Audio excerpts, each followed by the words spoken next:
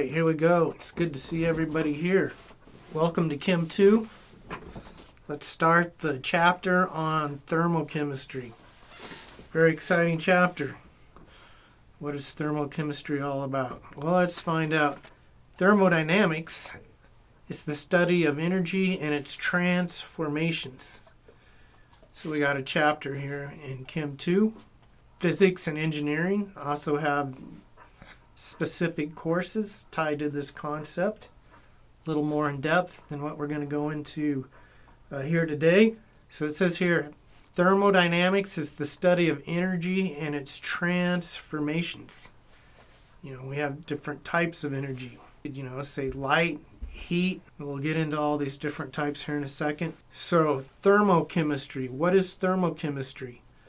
Thermochemistry is the study of the relationships between chemical reactions and the energy and changes involving heat. So some chemical reactions take heat to initiate. Some chemical reactions don't need any heat. We might call it a cold reaction.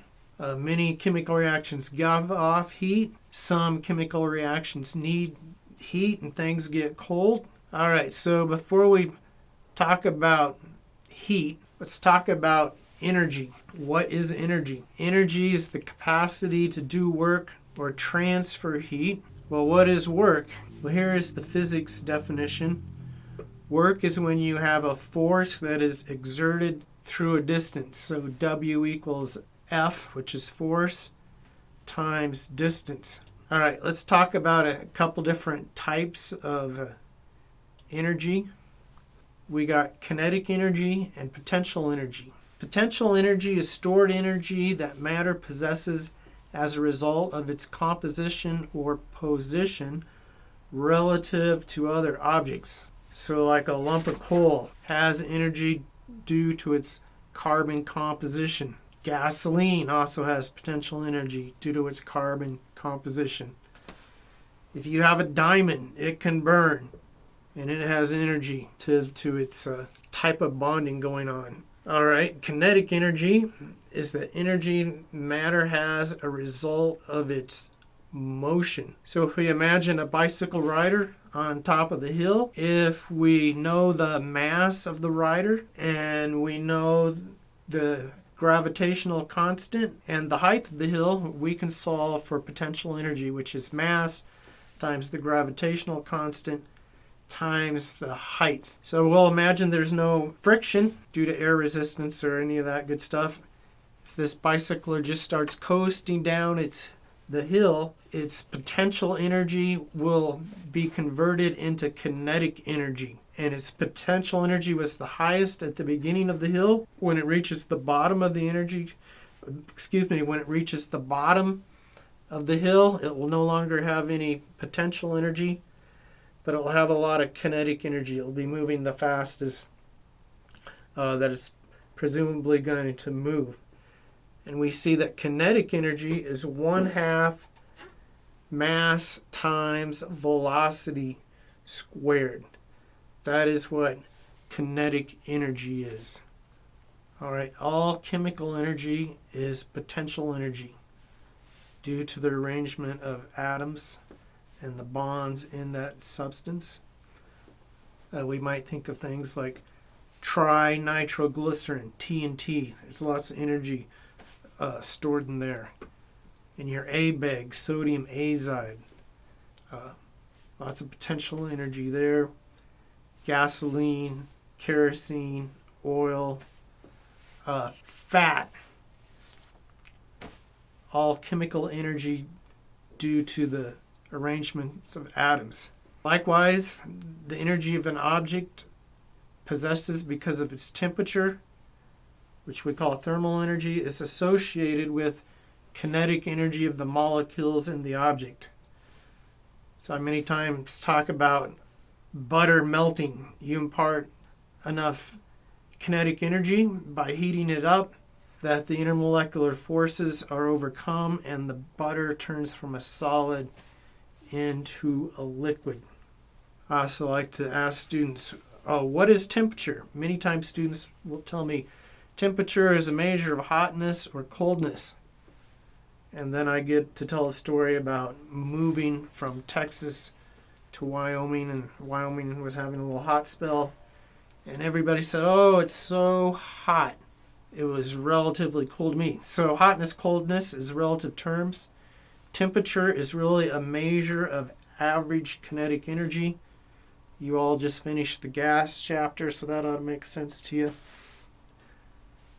Okay, let's talk about units of energy. The international standard unit of energy is the joule.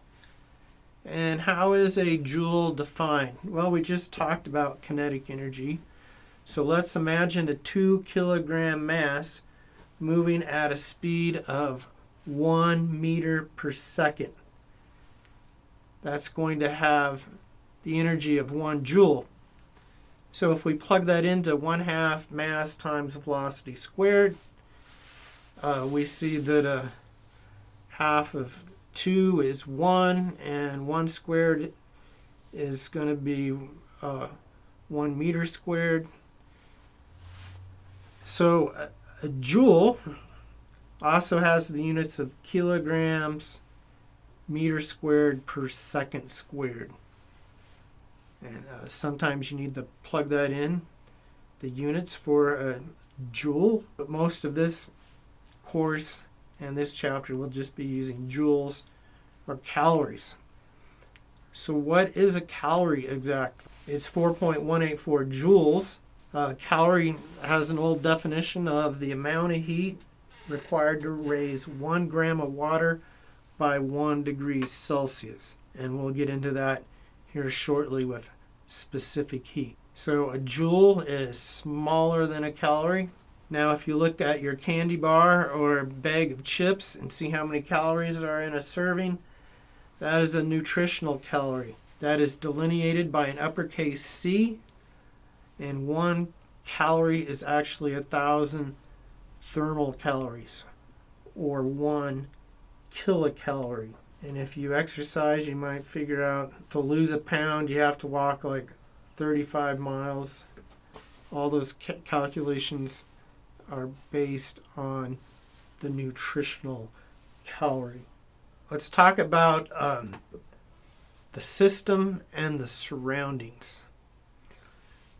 What is the system? We say the system is the part of the universe we're studying. And I always tell students it's the actual chemicals themselves. Everything else we call the surroundings. So if you have a test tube containing a solution and you pour in another solution from another test tube and it heats up, the system is the actual chemicals reacting. Aqueous solution, if we have water, the water that those chemicals are dissolved in, the glass of the test tube, that is all the surroundings.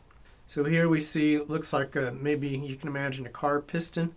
Looks like hydrogen and oxygen in there.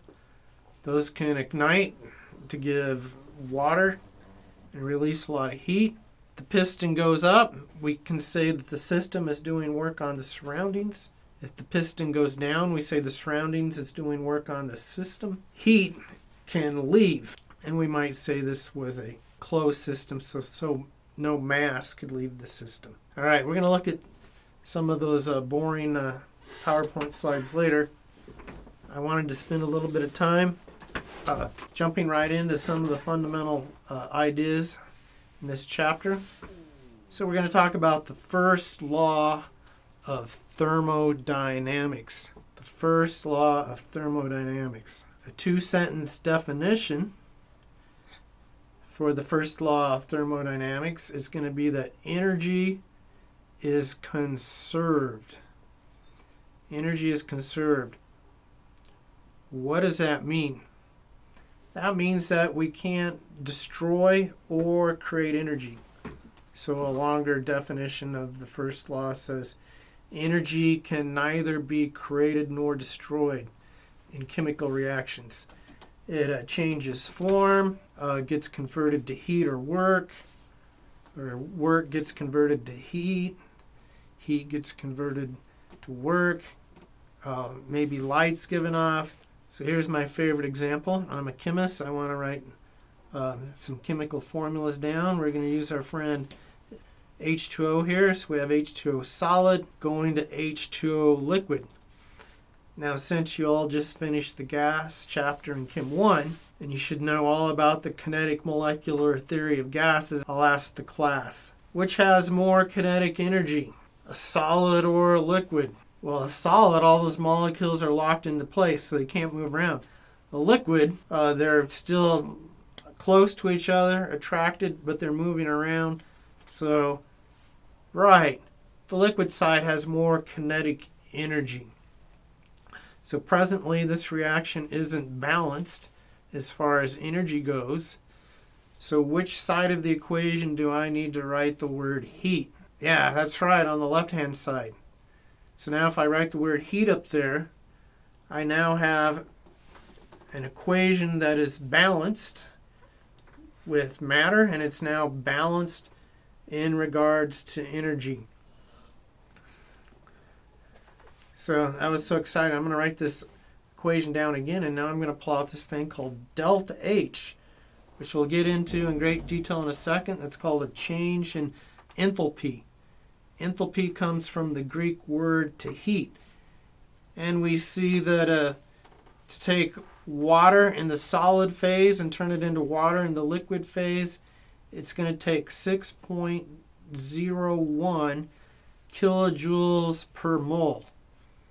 That means if I have 18.02 grams of ice, I need 6 kilojoules of energy in the form of heat to convert all that solid H2O into liquid H2O. So now we have this thing called a thermochemical equation. It's a normal chemical equation.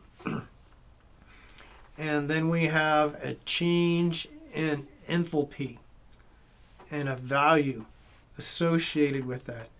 And it's always per mole, and per mole of whatever coefficients are written there.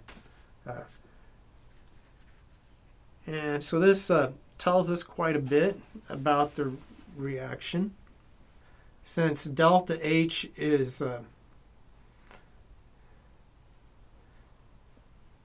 we'll find out that a change in enthalpy at constant pressure is the same thing as heat. So in your book, you'll see delta H equals Q subscripted P.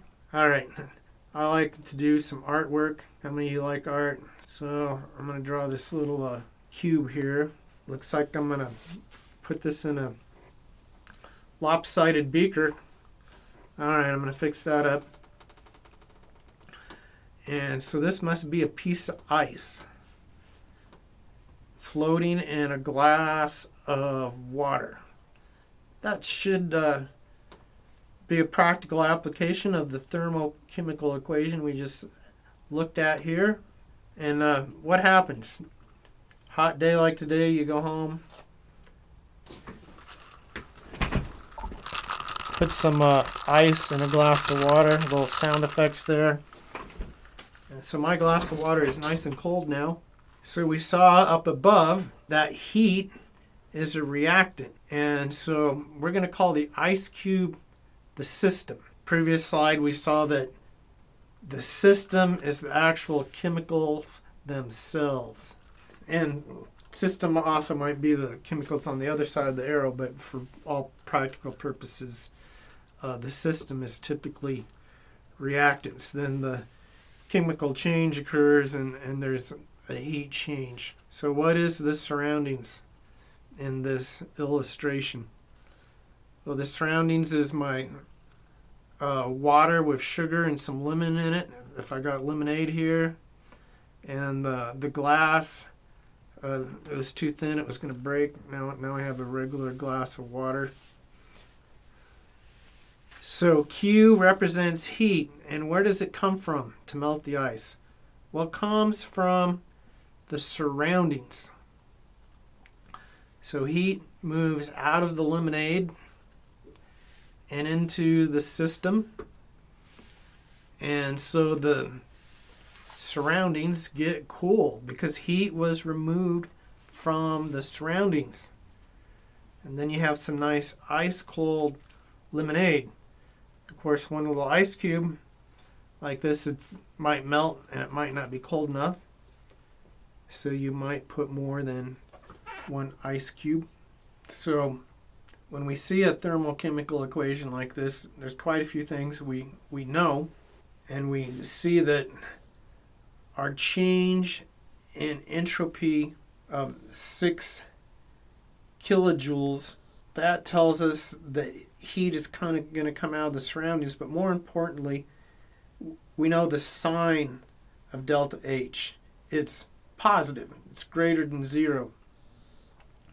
And when delta H is greater than 0, we say we have an endothermic reaction. That means heat comes out of the surroundings and things typically get cold. It tells us heat is a reactant. And of course, when this is done at constant pressure, we know the same things now about Q. We say that Q is greater than 0. And Q is going to have a positive value.